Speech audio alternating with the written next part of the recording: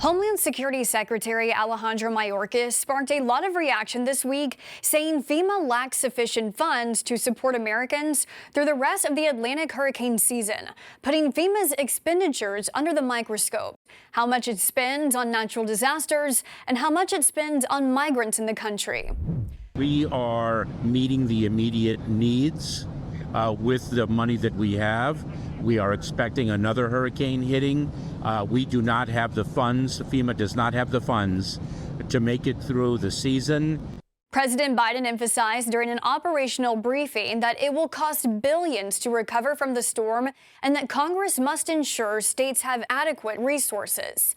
The funding shortage has led to outrage among Republicans.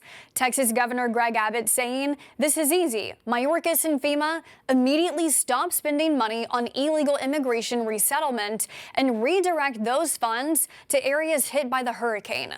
Put Americans first." And House Republican Jim Jordan saying the Biden-Harris administration took more than $1 billion tax dollars that had been allocated to FEMA for disaster relief and used it to house illegal aliens. Now they've abandoned American hurricane victims in North Carolina, Georgia, Florida, South Carolina, and Tennessee. FEMA is responding to the backlash, saying there is a separation between FEMA money for disasters and FEMA money for the migrant crisis.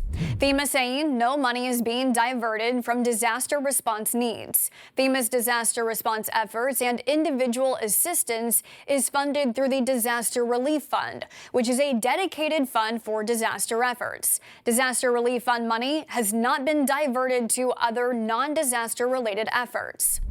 FEMA has already spent more than $1.4 billion since 2022 to address the ongoing migrant crisis. That includes $640 million from FEMA this year.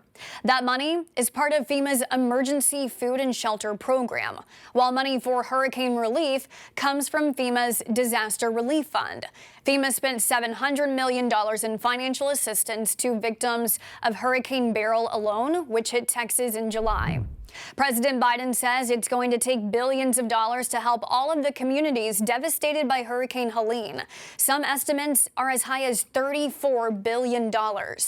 So far, $4 million from FEMA has been distributed to families affected by the storm, $750 each for reimbursement of groceries.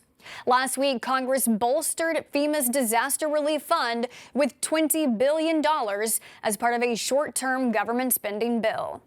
Thanks for watching our news update. For more stories that matter to you, download the SAN mobile app today.